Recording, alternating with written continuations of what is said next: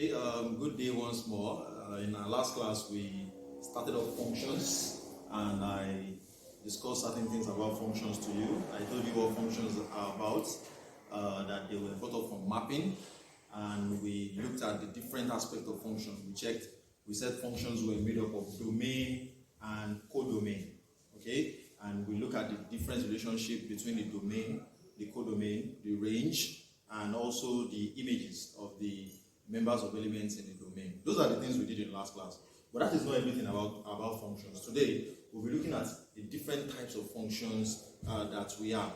Okay? We have different types of functions depending on what the relationship between the domain and the codomain is. The very first type of function is the one onto mapping function. Onto mapping function.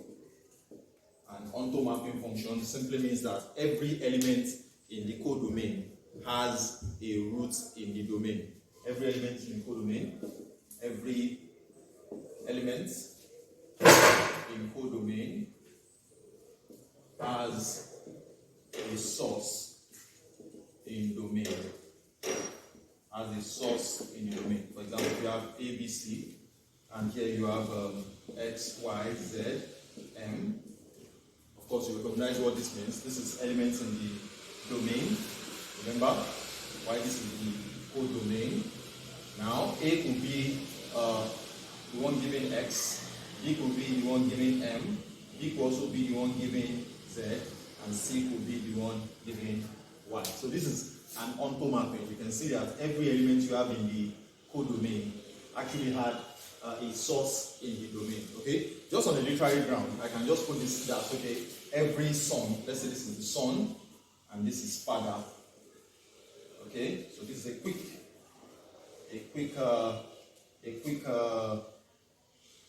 method, or it's just to check that okay, every son has a father. Every son has a father. So that's the onto mapping. You can see that every son which you have here has a father here. Every son has a father. So that's onto mapping. Another type of mapping is the one-on-one mapping. We have the one-on-one mapping, one-to-one mapping, one-to-one mapping. And in the one-to-one mapping, we have every element in the codomain having only one element as a source in the domain. Every element in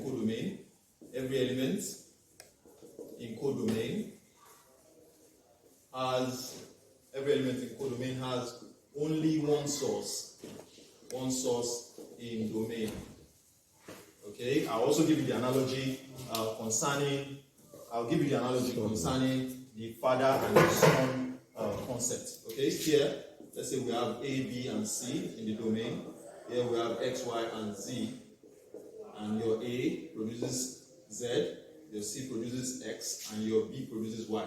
You can see here that in the domain, where I said we have the son, and in the codomain, where we have the father, and in the codomain where we have the son, you notice that here every son, or rather every member of the domain, has exactly one member in the domain. Every member in the codomain has one corresponding member in the domain. It is not the same thing with the onto mapping.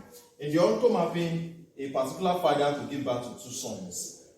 You can see this father here giving birth to two sons. But here, a father will give birth to one son. A father gives birth to one son, and correspondingly, the last father will give birth to one son. So that's just the differences between the onto mapping and the one-to-one mapping. We also have the third one. The third one is the one-to-many mapping. One-to-many mapping. One-to-many mapping function. One-to-many function means that a father, or rather a member in the domain, produces multiple members in the codomain. That is, you have a father producing more than one son. So you have one element in domain produces more than one element in codomain. I'll show you what I mean here. Remember here, I told you, here we have each son has one father. Okay, that's the unique quick code here.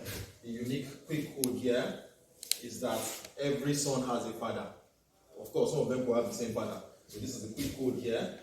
This is the quick code which I gave you here, just like the quick code which we had here. So the same thing here, we could have a domain ABC and a codomain XYZ, where A produces X, produces Y, and also produces Z. You can see we have one to many.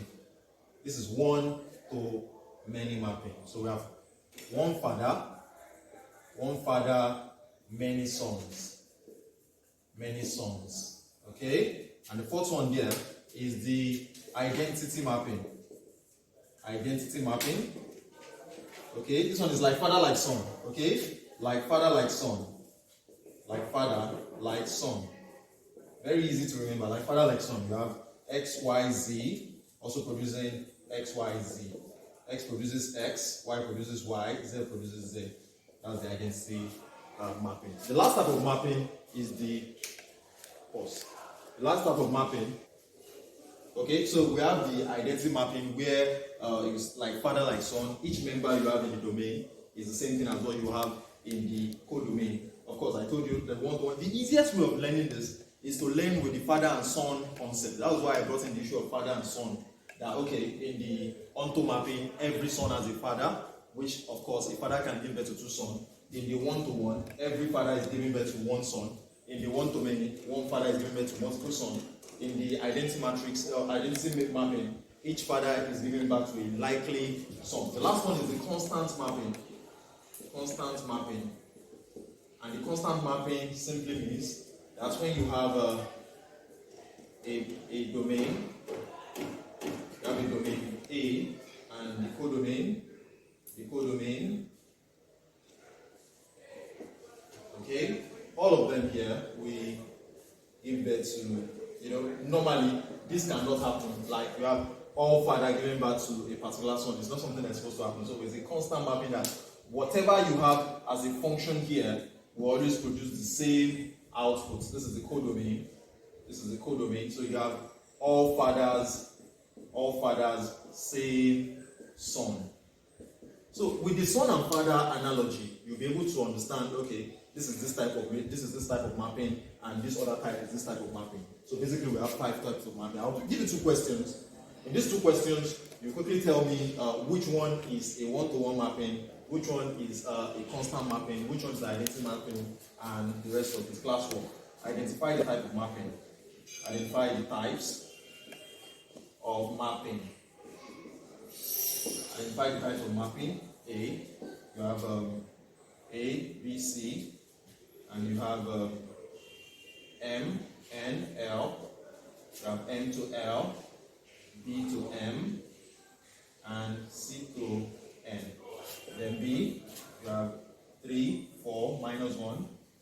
You have 0, 1, 2, this, and this.